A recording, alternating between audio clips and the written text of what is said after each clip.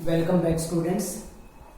जो the fundamental unit of cell जो chapter था the fundamental unit of life जो चैप्टर था उसका लास्ट टॉपिक बचा हुआ था, that is difference between the animal cell and plant cells. इसके अलावा एक छोटा सा पार्ट और है इसमें, that is the cell division और how a cell duplicated self, कैसे अपने जो एक सेल है डुप्लीकेट करती है, मीन सेल डिवीजन किस तरीके से होता है।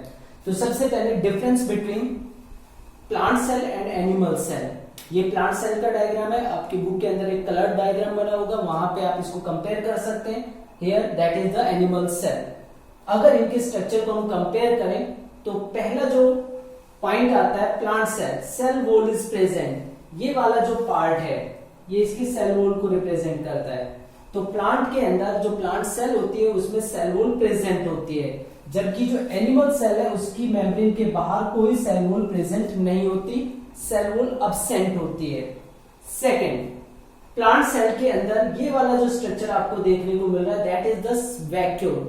A big central vacuole is present. यहाँ पे जो वैक्यूल है वो काफी बड़ी होती है और जनरली ये सेल के सेंटर को ऑक्यूपाई कर लेते हैं, इसलिए इसको बिग सेंट्रल वैक्यूल बोलते हैं। एक ही वैक्यूल ऐसे केस में प्रेजेंट होती है। एनिमल सेल के अंदर जनरली वैक्यूल या बिग साइज की सेंट्रल वैक्यूल वो अब्सेंट होते हैं, कोई वैक्यूल इस तरह की दिखाई नहीं दे रही है। लेकिन मैनी स्मॉल वैक्यूल्स में भी प्रेजेंट, बहुत छोटी छोटी वैक्यूल्स प्रेजेंट हो सकती है। Third point, nucleus. Nucleus is generally eccentric. Eccentric का मतलब होता है जो सेंटर से दूर होता है, क्योंकि बीच में तो वैक्यूल आ गई तो वैक्यूल न्यूक्लियस को एक साइड में पुश कर देती है, एक साइड में शिफ्ट कर देती है।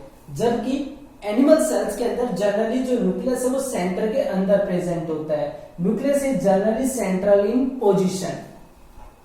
उसके बाद नेक्स्ट है डिक्टियोसोम्स प्रेजेंट। डिक्टियोसोम्स क्या होते हैं? एक्चुअल में जब मैंने आपको सेल और रिलीज कराया था तो बताया था कि जो गोल्जी अपरेटस है वो प्लांट सेल्स के अंदर प्रेजेंट नहीं होती, बल्कि उसके फ्रेगमेंट्स होते हैं, सिंपलर फॉर्म होती है जिसको बोलते हैं डिक्टियोसोम्स। तो गोल्जी अपरेटस की जगह पे यहाँ पे डिक्टियोसोम्स प्रेजेंट होते हैं, जबकि एनिमल सेल्स के अंदर गोल्जी अपरेटस काफी डेवलप्ड है। ये वाला जो पार्ट है गोल्जी अपरेटस है, तो गोल्जी अपरेटस वेल डेवलप्ड होते हैं एनिमल सेल के केस में। Plastids are present. जो प्लांट सेल होती है उनके अंदर प्लास्टिड प्रेजेंट होते हैं।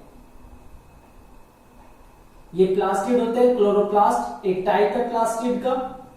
तो जो प्लास्टिड है वो प्लांट सेल्स के अंदर प्रेजेंट होते हैं, लेकिन एनिमल सेल के अंदर कोई प्लास्टिड्स नहीं होते, प्लास्टिड्स अब्सेंट, वहां पे प्लास्टिड्स अब्सेंट होते हैं। 6 point lack centrosome.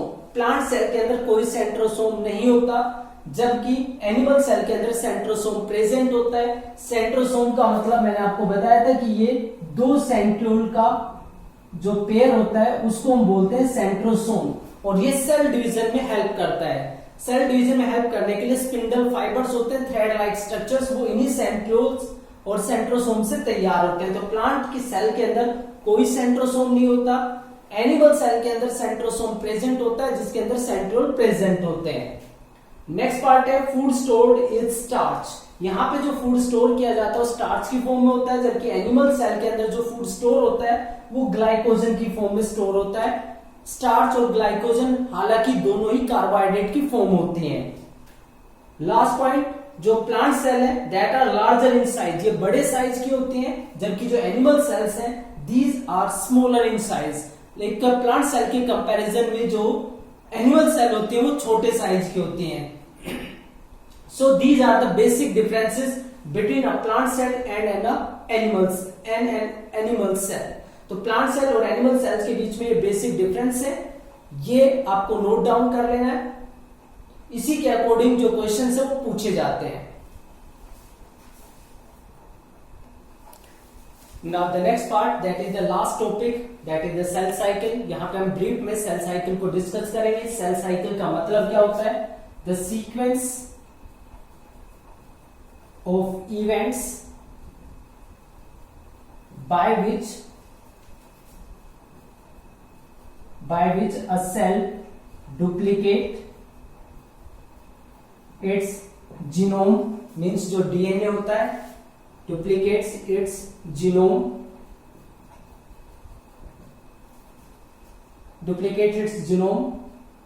other cellular और other cell organelles and other cell organelles, the sequence of events by which a cell duplicates its genome and other cell organelles to form two daughter cells.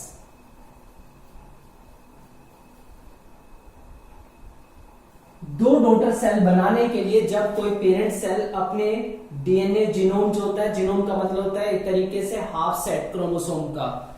जैसे हमारे अंदर एक cell के अंदर normal cell में 46 chromosome होते हैं। 46 chromosome का जो आधा होता है 23, हमारे अंदर 46 क्रोमोसोम है, आधा हो गया 23। तो 23 जो क्रोमोसोम से वो रिप्रेजेंट करते हैं एक जीनोम को। तो हमारे अंदर दो जीनोम प्रेजेंट होते हैं। तो एक सेल जब अपने जीनोम को डबल कर लेती है और दूसरे सेल ऑर्गेनेल्स यानी कि माइटोकॉन्ड्रिया, गोल्जी apparatus, न्यूक्लियस जो भी पार्ट है उन सबको डबल कर लेती है ताकि वो अपने आप को डॉटर सेल में डिवाइड कर सके। तो ऐसी प्रोसेस को हम बोलते हैं सेल साइकिल। अब जो सेल साइकिल है उसका जो ड्यूरेशन है वो सेल टू सेल वेरी करता है। Cell cycle duration vary means अलग अलग सेल के लिए सेल साइकिल का जो टाइम है वो अलग अलग होता है। जैसे इकोलाई एक बैक्टीरिया होता है, इकोलाई के अंदर 20 मिनट्स में वो अपनी सेल साइकिल को कंप्लीट कर लेते हैं, 20 मिनट्स में अपने आप को डबल कर लेते हैं। जबकि हमारे एक नॉर्मल सेल को अबाउट 48 आवर्स लग जाते हैं अपने आप को डिवाइड करने में। तो सभी सेल के लिए जो ड्यूरेशन है वो वेरी कर सकता है। अब सेल साइकिल में सेल साइकिल को दो पार्ट के अंदर डिवाइड किया जाता है। सेल साइकिल इसके दो पार्ट होते हैं, इंटरफेस एंड एम फेज। दो पार्ट में सेल साइकिल को डिवाइड किया जाता है, इंटरफेस एंड एम फेज। अगर ये पूरा सेल साइकिल को रिप्रेजेंट करता है तो इसमें इस पार्ट को हम बोल सकते हैं एम फेज। और जो ये वाला पार्ट है इसको हम रिप्रेजेंट करेंगे इंटरफेज से। जो इंटरफेज है उसको फर्दर डिवाइड किया जाता है 3 पार्ट्स के अंदर। ये होती है G1 फेज, उसके बाद आती है S फेज और G2 फेज। यहां पे जो एम फेज है उसके दो पार्ट बनते हैं। एक पार्ट जो बनता है इसको बोलते हैं साइटोकाइनेसिस फेज, साइटोकाइनेसिस। और जो ये वाला पार्ट है इसको बोलते हैं कैरियोकाइनेसिस।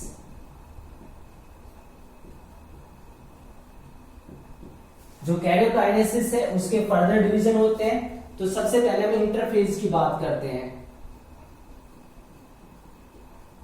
इंटरफेज जो डॉटर सेल बनती है, यानी कि साइटोकाइनेसिस का मतलब होता है डिवीजन ऑफ साइटोप्लाज्म या सेल डिवीजन, यानी कि यहाँ पे डॉटर सेल बन जाती हैं। दो डॉटर सेल बन गई है। यहाँ पे एक डॉटर सेल जैसी बनती है वो G1 फेज में एंटर करती है, इंटरफेज में। वो लगातार अपने आप को साइज में इंक्रीज करती रहती है और जब एक पर्टिकुलर साइज उसका इंक्रीज हो जाता है तब वो डिवाइड करती है दोबारा से, फिर से दो सेल बन जाती है।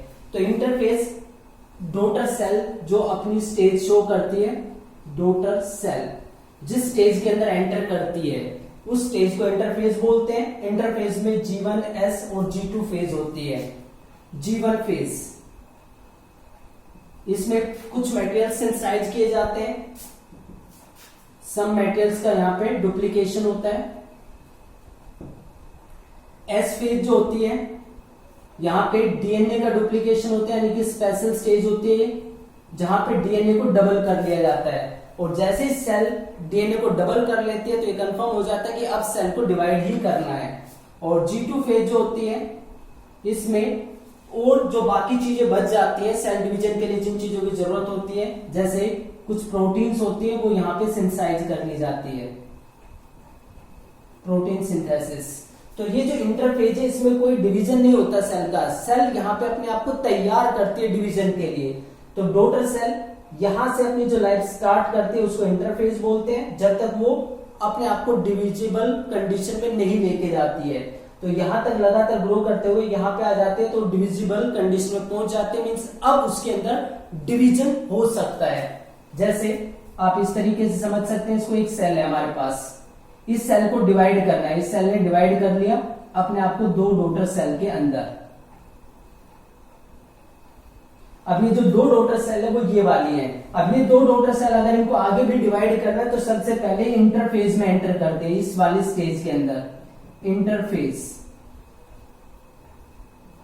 इंटरफेज में एंटर करने के बाद इंटरफेज खत्म होने तक ये दोनों सेल अपनी पेरेंट सेल जितनी बड़ी हो चुकी होंगी, और जब ये पेरेंट सेल जितनी बड़ी हो जाती है तब ये एंटर करती है एम फेज के अंदर।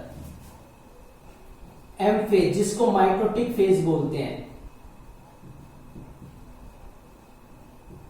जो माइटोटिक फेज है इसके अंदर दो पार्ट आते हैं, karyokinesis and cytokinesis. Karyokinesis and cytokinesis. Karyokinesis का मतलब होता है division of nucleus, division of nucleus, और साइटोकाइनेसिस का मतलब होता है डिवीजन ऑफ साइटोप्लाज्म और सेल। मीन्स अगर हमारे पास ये एक सेल है तो सबसे पहले जो न्यूक्लियस है वो अपने आप को डिवाइड करता है। तो जब न्यूक्लियस डिवाइड कर रहा होता है तो उस स्टेज को बोलते हैं कैरियोकाइनेसिस। मान लेते हैं यहाँ पे सेल है, न्यूक्लियस डिवाइड कर चुका है तो कैरियोकाइनेसिस कंप्लीट हो गई। उसके बाद साइटोकाइनेसिस होता है, मीन्स यहां से अब जो ये साइटोप्लाज्म है वो भी डिवाइड कर जाता है।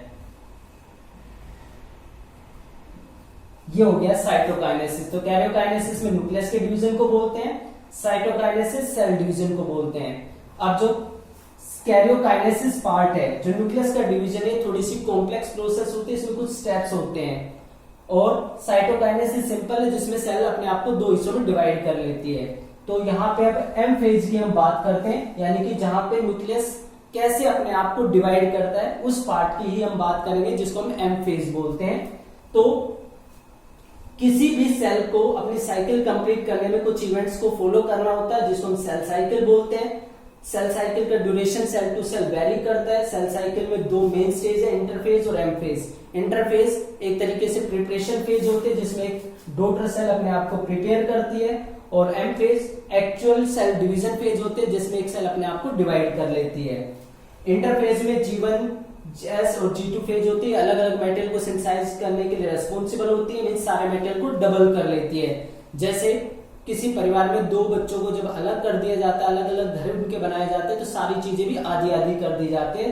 तो ऐसे यहाँ पे इंटरफेज वही चीजें करते हैं, सारी चीजों को डबल कर देते हैं। एम फेज एक्चुअल में डिवीजन फेज है जिसमें न्यूक्लियस भी डिवाइड हो जाता है और सेल भी दो हिस्सों में डिवाइड हो जाती है। अब जो एम फेज है, ये वाली जो फेज है ये थोड़ी सी कॉम्प्लिकेटेड होते हैं, न्यूक्लियस कैसे अपने आप को दो पार्ट के अंदर डिवाइड करता है। तो एम फेज को दो हिस्सों में डिवाइड किया जाता है, माइटोसिस और मियोसिस।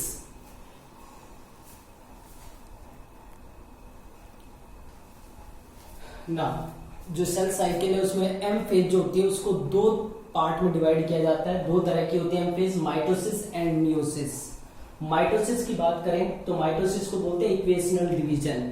इक्वेशन मतलब जहां पे पेरेंट सेल जब दो डॉटर सेल में डिवाइड होती है तो क्रोमोसोम नंबर सेम रहते हैं, यानी कि जैसे हमारे सेल के अंदर 46 क्रोमोसोम होते हैं तो जो डॉटर सेल बनती है उन दोनों डॉटर सेल में भी 46 और 46 क्रोमोसोम ही रहते हैं। मियोसिस को रिडक्शनल डिवीजन भी बोलते हैं क्योंकि यहाँ पे जो डॉटर सेल है उनके अंदर क्रोमोसोम का नंबर आधा हो जाता है।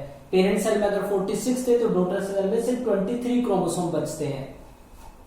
माइटोटिक में सिर्फ एक ही डिवीजन होता है और एक डिवीजन से एक पेरेंट सेल दो डॉटर सेल बनाती है, जबकि मियोटिक डिवीजन में एक साथ दो डिवीजन होते हैं और दो डिवीजन से टोटल 4 सेल बनती है।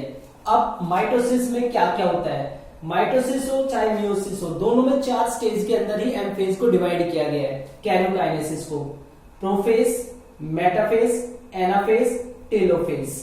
प्रोफेज अगर माइटोसिस की बात करें तो यहाँ पे जो सेल है, जैसे मैंने यहाँ पे लिखा है 3, मतलब ये मान के चल रहे कि एक सेल के अंदर 3 क्रोमोसोम है सिर्फ, अब ये प्रोफेज है, तो यहाँ पे न्यूक्लियर मेम्ब्रेन डीजनरेट हो जाती है, खत्म हो जाती है, और जो क्रोमेटिन मेटल है यानी कि जो क्रोमोसोम है बनने शुरू हो जाते हैं। सेकंड मेटाफेज आती है, तीनों क्रोमोसोम अब अपने आप को क्लियर फॉर्म में रिप्रेजेंट करते हैं और ये डबल फॉर्म में देखने को मिलते हैं इस तरीके से। मींस यहाँ पे डुप्लीकेट कॉपी हो चुकी होती है उसकी, जो जो एस फेज में हो गई थी। एक इस तरीके का मेंबर था जब वो G1 फेज में एंटर करती है, लेकिन एस फेज के बाद उसकी डुप्लीकेट कॉपी बन चुकी होती है, तो यहाँ पे डुप्लीकेट कॉपी देखने को मिलती है। ये सेंट्रियोल होते हैं जो मैंने आपको एनिमल सेल में बताए थे। यहाँ से स्पिंडल फाइबर बनते हैं जो इन क्रोमोसोम्स को पकड़ते हैं साइड से और फिर ब्रेक कर देते हैं बीच में से। तो बीच में से जो क्रोमेटिड्स है, ये सेंट्रोमियर है, वो स्प्लिट हो जाता है और दोनों पार्ट अलग अलग हो जाते हैं। 3 क्रोमोसोम थे, 3 की डुप्लीकेट कॉपी थी, तो 3 पार्ट ऊपर चले गए और 3 पार्ट नीचे रह गए हैं। इसको बोलते हैं एनाफेज। एनाफेज के बाद टीलोफेज आती है, जिसमें ये जो तीनों क्रोमोसोम जाते हैं इनके चारों तरफ न्यूक्लियर मेम्ब्रेन दोबारा से बन जाती है और सेल का डिवीजन हो चुका होता है। तो ये टीलोफेज जो होती है, टीलोफेज के साथ ही साइटोकाइनेसिस भी हो जाते हैं, तो 2 डॉटर सेल बन जाती है। तो स्टार्टिंग में पेरेंट सेल के पास 3 क्रोमोसोम थे, यहाँ पे डॉटर सेल के पास भी 3 क्रोमोसोम है। म्यूटिक डिवीजन की बात करें तो सेम यहाँ पे भी ऐसे होता है। मैंने यहाँ पे रिप्रेजेंट किए 4 क्रोमोसोम। सेम न्यूक्लियर मेम्ब्रेन यहाँ पे डिसअपियर हो रही है, क्रोमोसोम अपने आप को ओरिजिनल फॉर्म में रिप्रेजेंट कर देते हैं। ये मेटाफेज स्टेज है, यहाँ पे 2 क्रोमोसोम जो होते हैं वो ऊपर नीचे अरेंज होते हैं, जबकि यहाँ पे सारे क्रोमोसोम एक सिंगल लाइन में अपीयर हुए थे 1 2 3। ये डिफरेंस है बेसिक। यहाँ पे 4 है तो 2 ऊपर और 2 नीचे अरेंज हो जाते हैं। फिर 2 क्रोमोसोम सेपरेट हो जाते हैं, यहाँ पे भी 2 है, यहाँ पे भी 2 है, और जो 2 डॉटर सेल बनती है डिवाइड करने से उनके अंदर 2 क्रोमोसोम बचते हैं। तो पहले पेरेंट सेल में 4 क्रोमोसोम थे, अब डॉटर सेल में कितने बचे? 2 और 2 क्रोमोसोम। तो इसलिए इसको बोलते हैं रिडक्शनल डिवीजन, यानी कि क्रोमोसोम नंबर आधे हो जाते हैं। अब ये वाली जो सेल है, ये दोनों सेल फिर से डिवाइड करती है, तो अब क्रोमोसोम नंबर कितने यहाँ पे? 2 है, 1 और 2।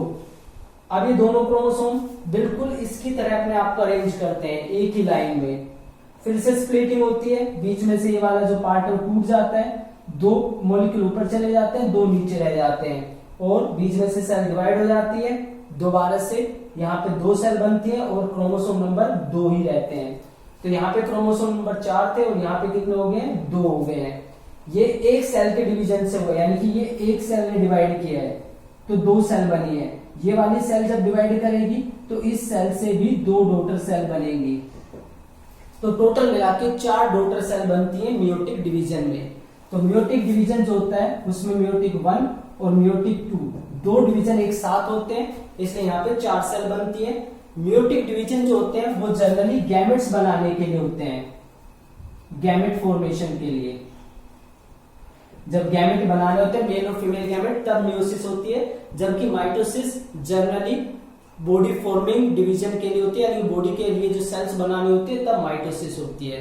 So your chapter the fundamental unit of life gate completed, ये पूरा हो गया है। अब जो नेक्स्ट चैप्टर है वो हम स्टार्ट करेंगे, दैट इज द टिश्यू।